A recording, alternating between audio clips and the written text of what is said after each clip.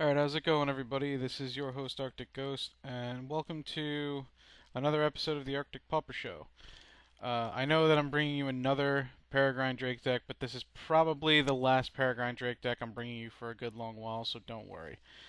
Uh, so, this is Murasa Tron, I guess, or Murasa Drake, as I like to call it. A big reason is because this deck plays 2 Pulse of Murasa in the main deck, not only to gain life against aggro decks or red decks, or even against control if you're about to die.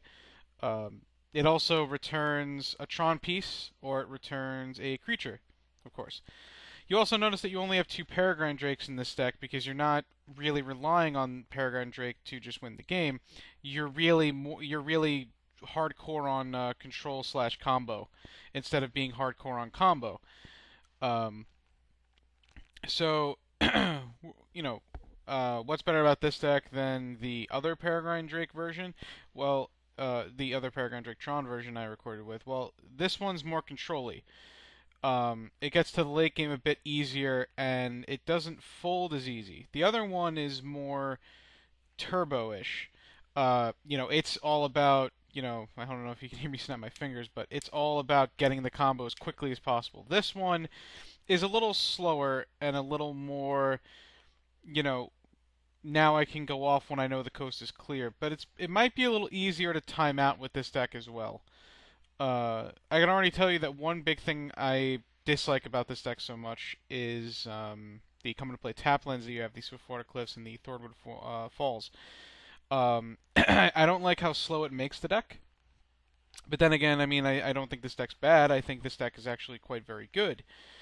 But anyway, with that, instead of me rambling, this is the list that I came to after some testing and looking over some lists from the leagues and whatnot. And so I guess we'll get into it. For the mana base, it's pretty easy. You all have all the Tron pieces again. You have 2 Shimmering Grottos again. You have some islands again. But now, because you're kind of heavy on splashing red and green, you have 4 Swiftwater Cliffs, and then you have 1 Thornwood Falls. The reason why you have 4 Swiftwater Cliffs is because not only does Rolling Thunder cost 2 red, but you also have multiple burn spells to kill creatures with. So that's why you play 4 of these. And then you play 1 Thornwood Falls. Hold on a second. Whew, that was terrible. You have 1 Thornwood Falls because you have 1 Moments Peace main deck, and you have a couple Pulse and Mirasas, of course. Then to help you get colors and assemble Tron, you have Expedition Map and Prophetic Prism. Pretty standard. As far as the rest of the deck goes, you have 1 Dispel as a Silver Bullet with Mystical Teachings. I think it's better to have Dispel main deck than a Pyroblast or a Hydroblast because you can just bolt away other Peregrine Drakes. You have 1 Prohibit. This was the best 2-mana counterspell that I could really think of and find. I hate Condescend. I don't think Condescend's a bad card, but I hate it when I get to the late game against other control decks and spells are so cheap that Condescend literally just becomes a make you pay a little more and scry to. So I don't particularly like Condescend. I think you draw enough cards and have way more than enough card manipulation that you don't really need the extra scrying. Couple of counter spells because you play Swiftwater Cliffs and Thornwood Falls, as well as Prophetic Prism, Shimmering Grottos, and Islands. You can afford to play some counter spells, which is another reason why this deck is actually just quite dangerous. Then you have 1 Compulsive Research and 1 4C.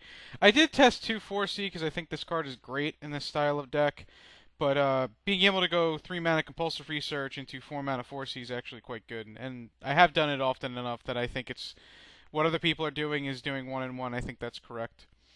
Then you have 2 Ghostly Flicker. A lot of people only play 1, but because I think Graveyard Hate is actually becoming a bit more popular, a bit more prevalent in the format, I decided to go with 2 of them, which it's great in this deck because it protects Tron, of course.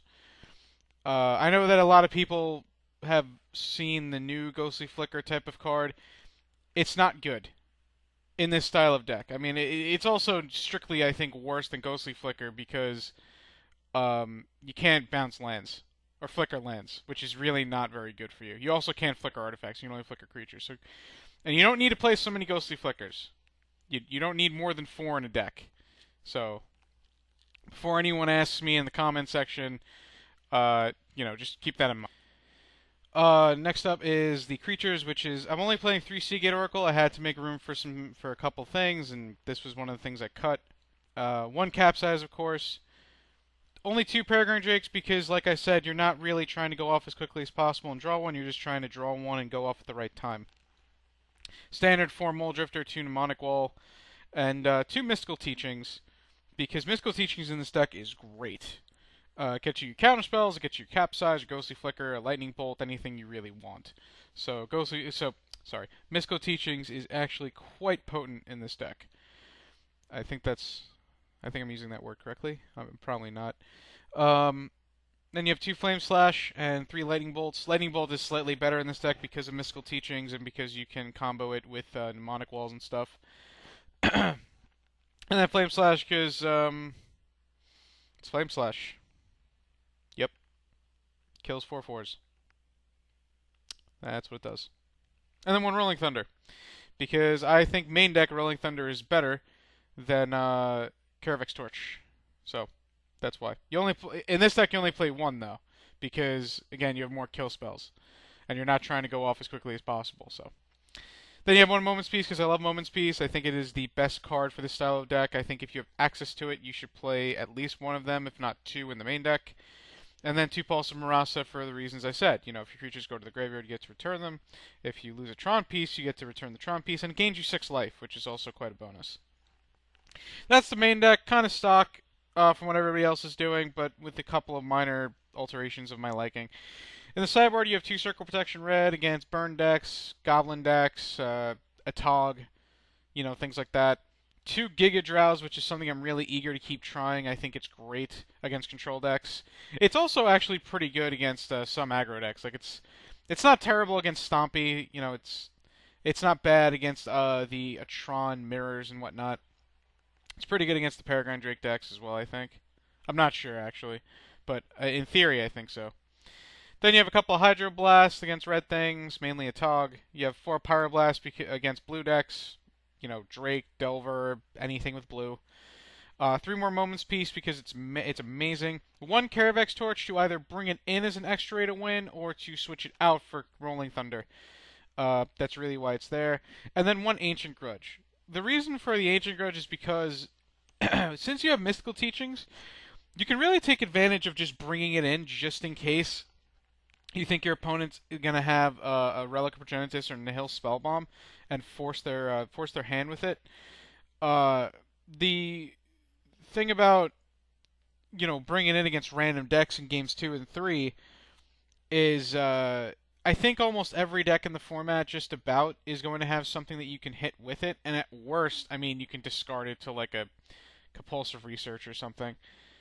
Like against Mono Black, it might not hit anything except for Relic or Nihil Spellbomb. Against Teachings, it might not. But against like White Weenie, it can hit an equipment. It can hit the Razor Golems and things if they're playing that. Against the Mirror, it hits Prophetic Prism or Expedition Map.